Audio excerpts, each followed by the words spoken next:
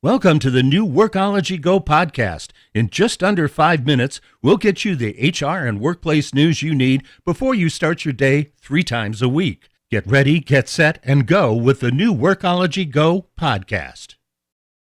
Here are today's HR and workplace news headlines from the Workology Go Podcast. I'm Jessica Miller-Merrill. This podcast is sponsored by HSA Bank. One of my favorite movies is League of Their Own. I love it when Tom Hanks says, "Are you crying? Are you crying?" There's no crying. There's no crying in baseball. Can you believe that movie was released in 1992? Ugh, where is the time gone?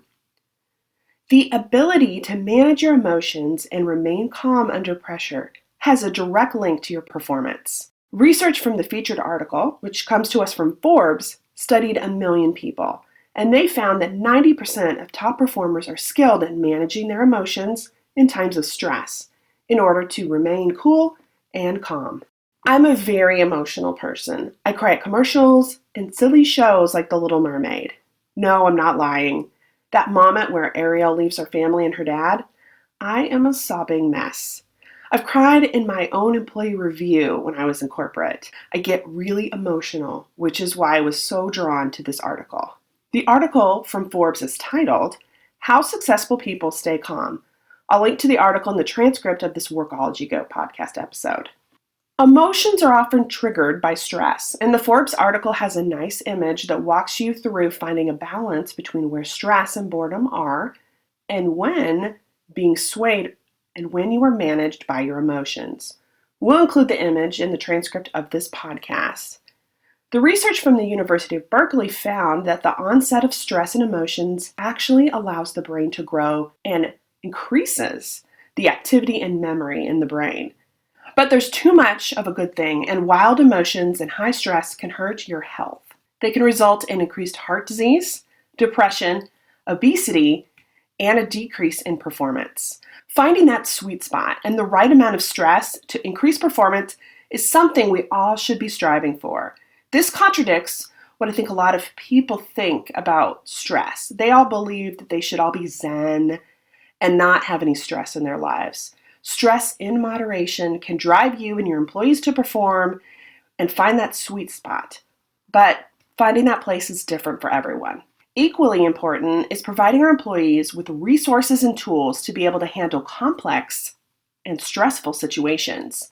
This week has been crazy for me personally. I've had to deal with an emergency at our rental house, resulting in a 12-hour round trip while juggling my business. My husband's been away at work this week, and my daughter is home for summer.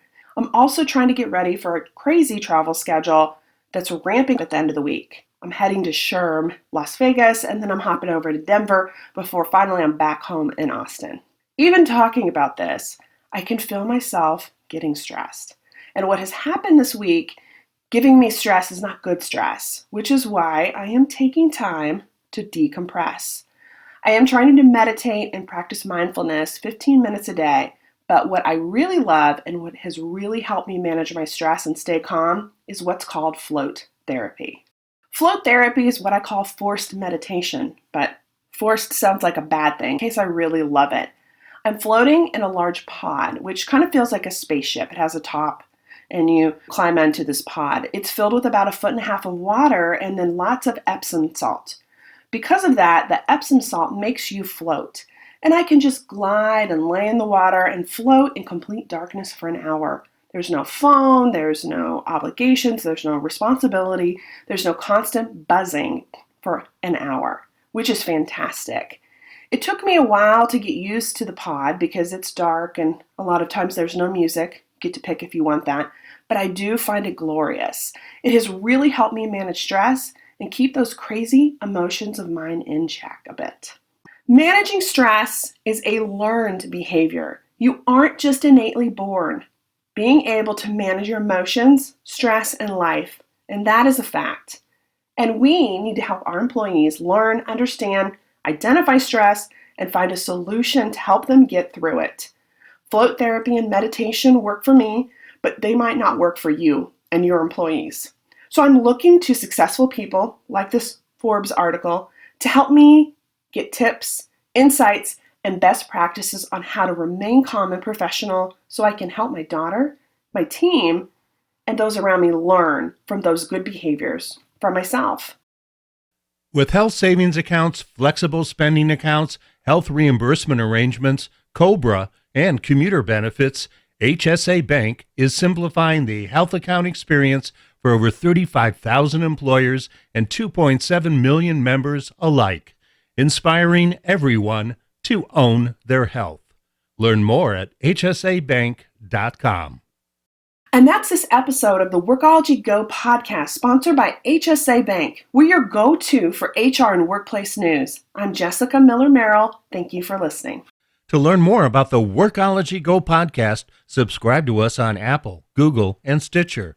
Our podcast is also available on Alexa and Google Home. Learn more at workology.com/Go podcast and access this episode's resources, links, and reports for more information.